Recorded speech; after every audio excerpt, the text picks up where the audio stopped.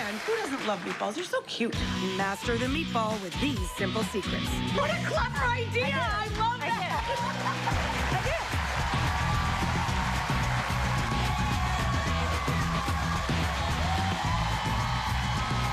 From rollover meals with Sunny to rolling meatballs with another fine lady chef. She's going to take over the kitchen after this.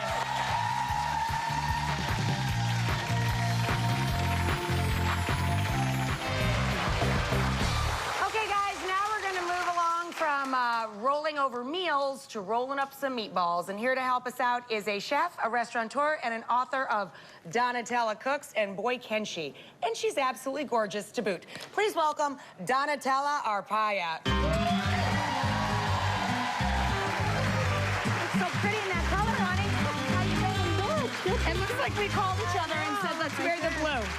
Get on over here. How have you been? I've been great. I've been great. The last time we saw each other, I think we even made page 6. She was feeding me pizza at her fabulous pizzeria. All over her. I got sauce all over her. It was good. Thank you. It was Thank good. you. Thank you. Now, I love meatballs, and I think it is not only an Italian favorite, but it's an all-American favorite, too. Everybody loves to stretch a buck, right, by adding a little bit of breadcrumb or bread to meat.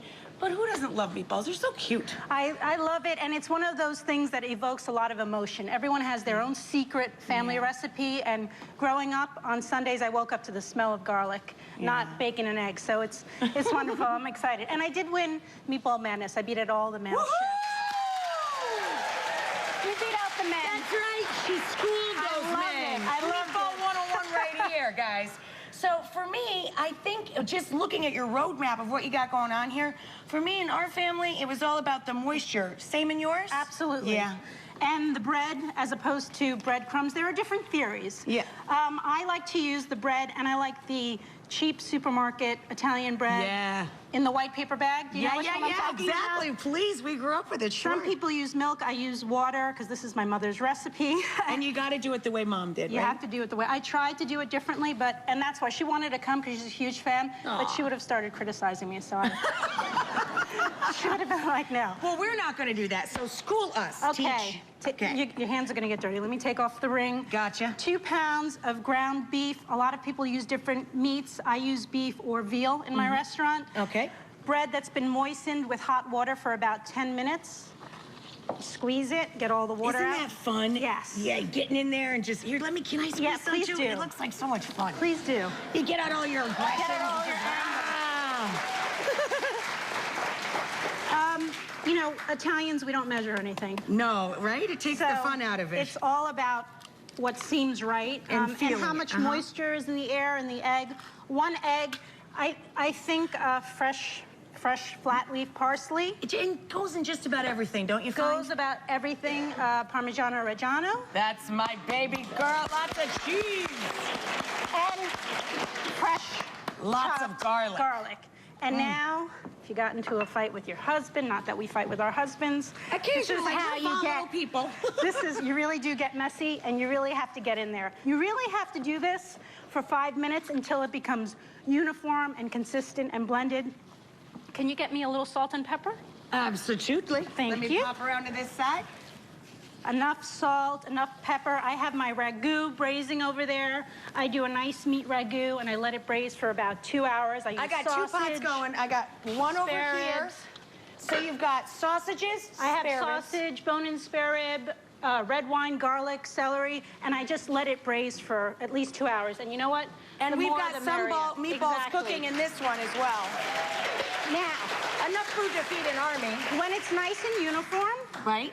You just take it, and you don't, I know some people think bigger is better, but you want the meatball to be a nice size. It doesn't have to be, we're not making meatballs, to be able to break it with a fork. Exactly. Don't you think? You don't want to have to use a big knife. Absolutely, and you want it to cook evenly, and it should be the right, this is a little big, but these are the perfect sizes right here. And that's a clever idea. Just roll them out and arrange them onto baking trays. You need a heavy pan, nice canola heavy bottom oil skillet for frying.